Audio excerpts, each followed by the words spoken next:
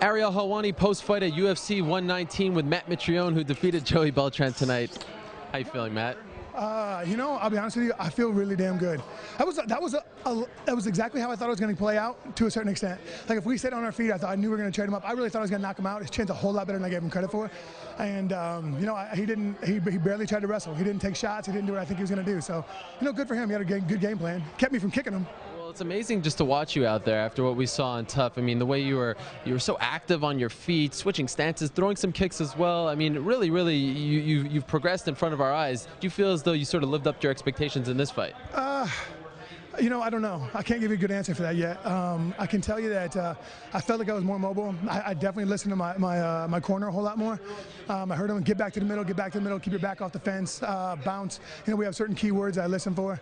And, you know, it was good, man. I felt good. I really thought I was going to put him to sleep. I'm a little disappointed in myself. But you know what? I went 3 rounds and actually had gas for, you know, 2 more. I felt great. So we'll see what happens, you know. He took some big shots. Were you surprised that he was able to withstand those? I was. I had him on the ropes a couple times. I'm positive I did, and he ate him, man. I mean, Joey's a tough dude. His chin's a whole lot better than I gave him credit for. You know, and there were times like I stuck him. I hit him with a right hook one time, man, and I saw a little trail of blood fly out, and I was like, oh, he's out. I'm gonna get him. And he has a way just to cover up just enough where nothing lands. You know, it's like you clip his elbow or you do this, and it takes away like what you're looking for.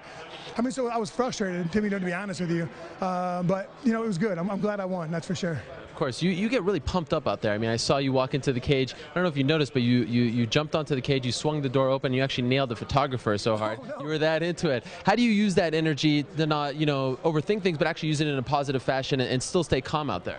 You know, I'm actually relatively calm for the most part, and I know how to get my body going, but I know how to stay mentally like where I need to be.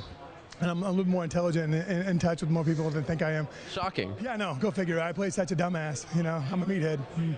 You know? How about that? The crowd was chanting Meathead. Did you hear that? Yeah, I did, brother. Isn't that awesome, man? You know, it's funny, like a home crowd advantage is really legit. I mean, that was phenomenal. Like just hearing them all, and they were so excited, dude. And like every time I'd land something real nice, they would chant so loud. And every time he'd land something, they'd be like, you know. And I guarantee that had to dishearten them a little bit.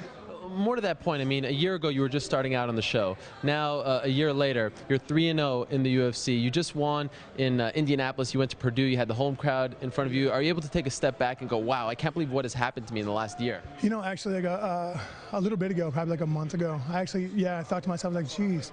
We were at the show called Magic in Vegas, and Roy Nelson was out there, and so was Brendan Schaub.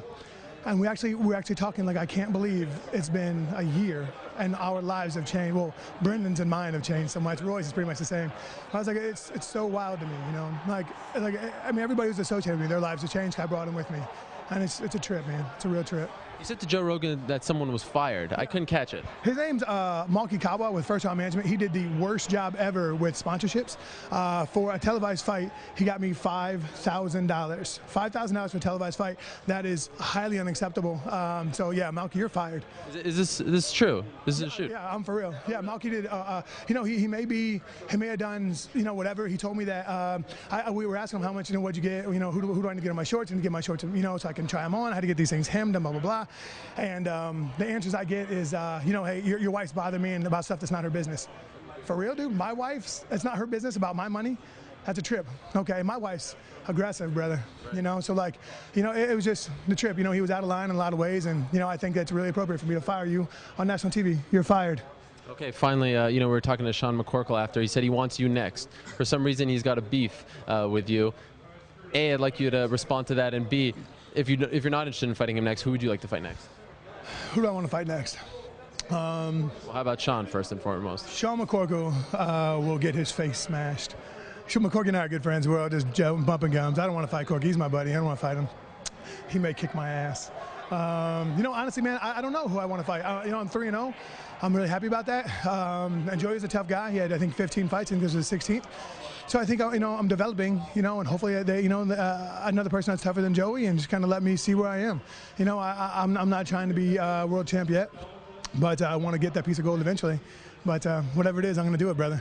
All right, congratulations. Enjoy those checks, my friend. Hey, thank you very much. I really appreciate it, man. Hey, thanks a lot, everybody. You guys have been so supportive. Thank you so much, man.